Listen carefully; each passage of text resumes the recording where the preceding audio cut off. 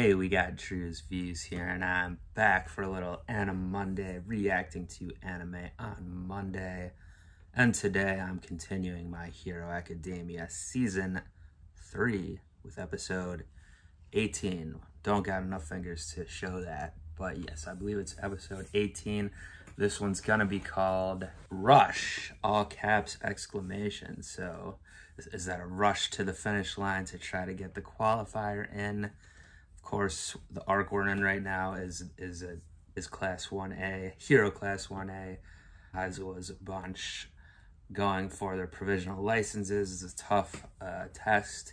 Only, I guess, 100 people can make it, and as of the end of last episode, I think there's only 30-some spots left or something like that. We did see last time Todoroki at the beginning getting it done, and then the four-person unit of Momo-san, Shoji, Sui, and Jiro. They tackled a battle of wits, essentially, against this kind of weird girls' school, or at least there was all girls on it together there with this tea drinking kind of Moriarty, I was calling her, you know, villain, I guess, or antagonist for the episode. But she had some quirk, high IQ quirk, but it didn't work out. It didn't go how she thought, because UA sticks together even when it looked like Momo was gonna essentially sacrifice herself for the others to get out of there, and when they came back for her and stopped that antagonist. So cool episode. That was mostly what it was focused on, but then we got a little bit of Deku, who's still with Araraka, and Sero. I think Deku said he's about to cause a diversion while the other two do something, because they have what was he saying, their quirks are better for like corralling people or something like that. So they're up against a bunch of people, still trying to get that crushing of UA. Hasn't really worked out for the other schools though. However, there's still, if all the UA students that still need to do get it done, there won't be a lot of spots left for other people. So I have been saying last couple of times, like, is everyone actually going to do it? I'm starting to lean toward, yeah, everyone probably is going to get it from UA, even though it's like, it seems like it wouldn't be as realistic, but I guess they keep showing us that UA is like the top school for a reason. So anyway, and we saw then at the end as well, Kirishima got turned into some gross thing that this one guy's quirk is to like turn people into these disgusting blobs, which happened to him. And then Kirishima and Kachan so it's the whole K squad, they're going up against him. So I think it might open up on that battle, so we'll see that. And then, yeah, the rest of the students we didn't really check in on, so hopefully we'll get a little bit of them as well, like Aida and everyone else. And yeah, anyway, I'm ready to get into it, and let's see if it wraps up this time even, or if it's gonna keep going. Let's get that rush.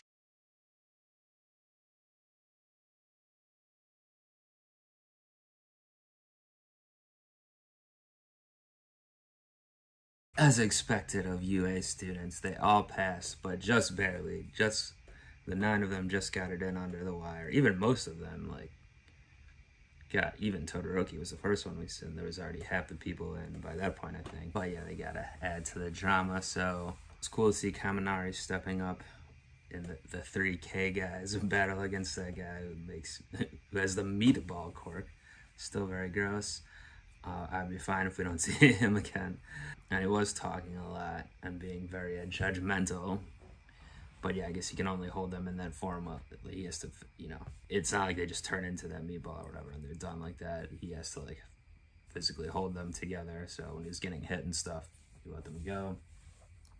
So that was cool, and I like Kaminari's his weapon too, adjustment. It's cool because he can kind of sharpshoot. That'll probably stop him from using so much electricity too, and turning him into a dunce head, as I think Kachan called him.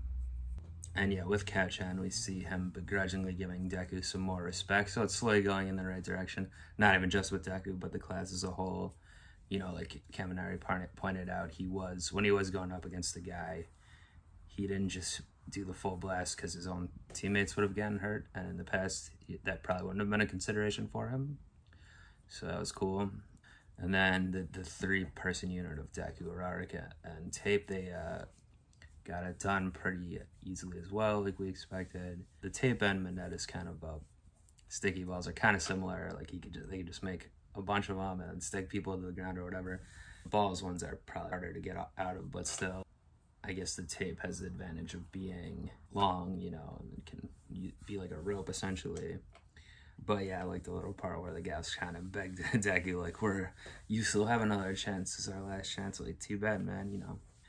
If you don't deserve to pass, you shouldn't. You know, this is for real hero status. And it was interesting, even though I was saying the one guy, the meatball guy, was talking a lot, being judgmental. He did bring up a decent point that with All Might and everything, they do need, it makes sense that they would need more heroes, but they should still go for the best, you know. Should still weed people out who don't have the complete drive and ability, whatever. And saying that, then I was kind of saying with Oyama, we haven't seen his drive yet. He's kind of been a punchline a little bit, or like a comic relief. He's very flashy, obviously, and at least me, it's probably mostly an act, but act's very like full of himself, etc. Even though we saw he's been one of the lowest, you know, one of the worst students so far. He came in last or toward the bottom of the kind of tournament stuff and all that.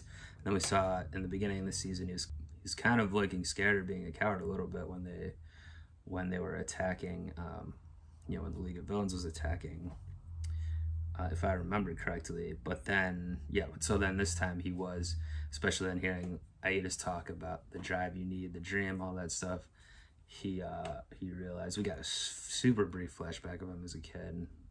Might like to see more of what that was about, but like asking his parents why he's different. And since everyone has quirks in this world, or most people, it probably wasn't about that. It was about something else, I guess, about why he's different. But yeah, so he did the beacon of light. He was going to sacrifice himself, but didn't end up needing to, because it did work out. All the fellow UA students, yeah, it was a point for them to see what was going on, regroup. I like all the pigeons coming in from Makoto, that was cool.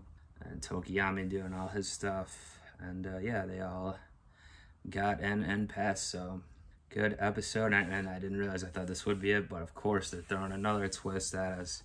It's a 2-part test, so I guess next time they're gonna have to save people or practice saving people as bystanders. That's what they said, so yeah. Looking forward to that. That'll be episode 19. Do join me back for that next time. Do subscribe if you're not already. All of that stuff. But until then, I'm up out of here. Peace. Come on.